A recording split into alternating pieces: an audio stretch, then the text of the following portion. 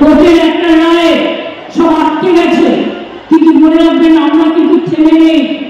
আমরা কোর্টে, সুপ্রিম কোর্টে বড় বড় আইনজীবী দিচ্ছি, তার কারণ আমার অনেক চাকরি আটকে গেছে কোর্টের এই রায়টা বেরোনোর পর।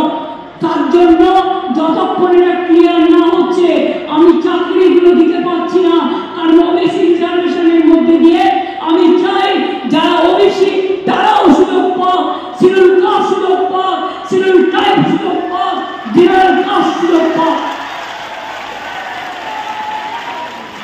মনে রাখবেন আমি যখন 17% রিজার্ভেশন করেছি, জেনারেল কাস্টের লোকেরা হবে সবার জন্য রিজার্ভেশন আছে, আমাদের কি হবে? তাই আমি কিন্তু আপনাদের কোটা কাটিনি।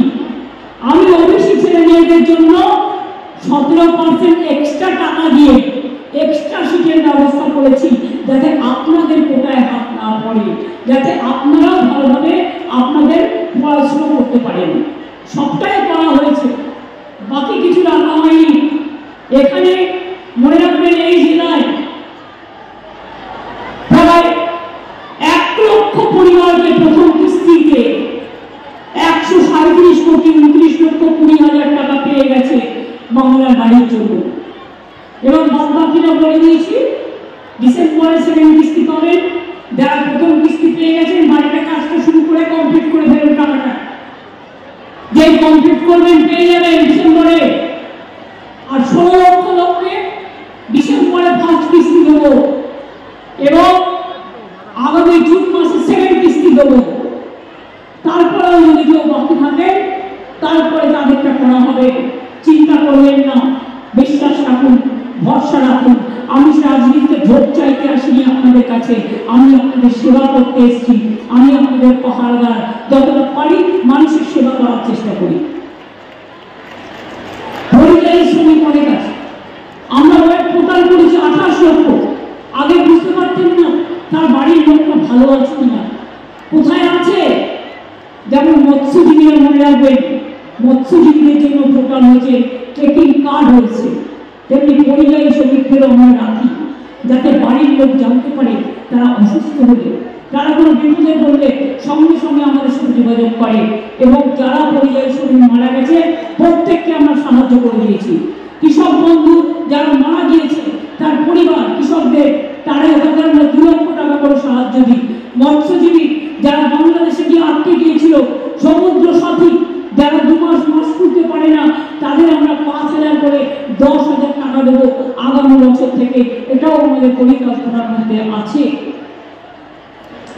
কর্মশ্রী আমি বলেছি 100 দিনের কাজ বন্ধ হয়ে গেছিল, আমরা কেন্দ্র কিন্তু টাকা দেয়নি কাজ করিয়ে, কিন্তু আমরা তাদের টাকা দিয়েছি। 59 লক্ষ মানুষকে 2,700 কোটি টাকা দিয়েছি। সাথে সাথে কর্মশ্রী চালু করেছি, 100 দিনের কাজের বদলে কর্মশ্রী চালু করেছি। কর্মশ্রী প্রজেক্টে মালদা জেলায় 3,18,000 মানুষ কাজ পেয়েছেন এবং 438 কোটি টাকা ব্যয় করে 1,73,00,000 ম্যান্ডেজ তৈরি করা হয়েছে। আপনারা মনে রাখবেন এই জেলাকে আমরা 2013 কোটি টাকারও বেশি দিয়ে 2,323 কিলোমিটারের বেশি রাস্তা তৈরি রিপেয়ার করেছি।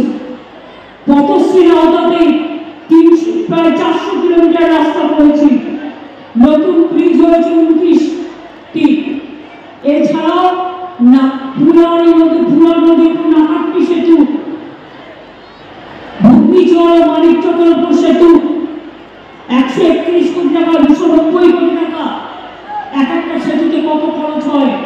বন্যাতে আপনারা দেখেছিলেন ঘূর্ণিঝড় ভেঙে গেছিল এবং সেখানে নতুন করে রিপেয়ার করা হয়েছে আবার টাকা দিয়ে।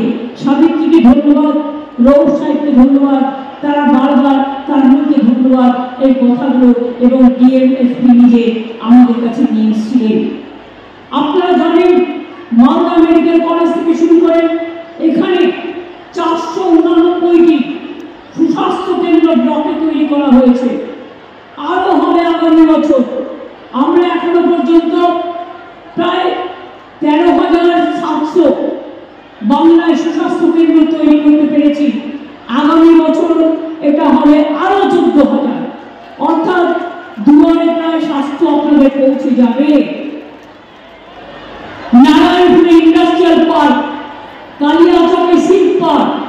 ইংলিশ বাজারে ফুটপাত, মালদা আইআইটি পার্ক গড়ে উঠেছে।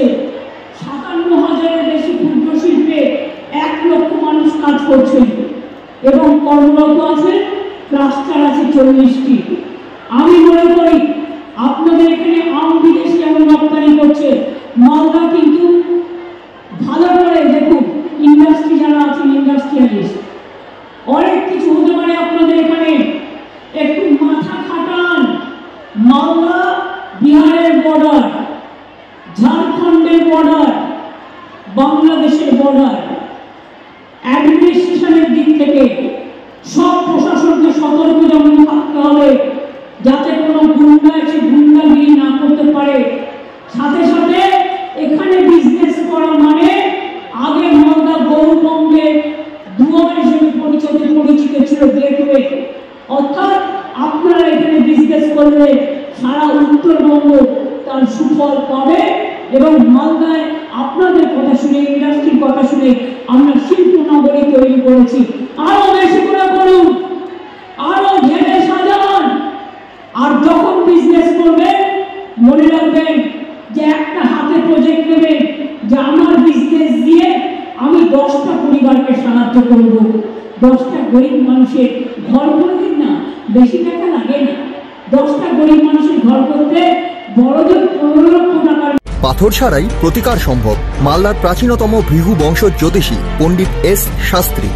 দাম্পত্য সমস্যা, বিবাহে বাধা, ব্যবসায় অবনতি, পরীক্ষায় অকৃতকার্যতা, ভাগ্য গণনা, কোষ্ঠী বিচার, ঠিকুচি গোষ্ঠী এবং মৃত্যু ছাড়া সকল সমস্যার সমাধানের জন্য যোগাযোগ করুন জগদম্বা জ্যোতিষ কেন্দ্র, বিবেকানন্দ স্কুলের পাশে, মালদা। মোবাইল 09733027832 অথবা 09332056956।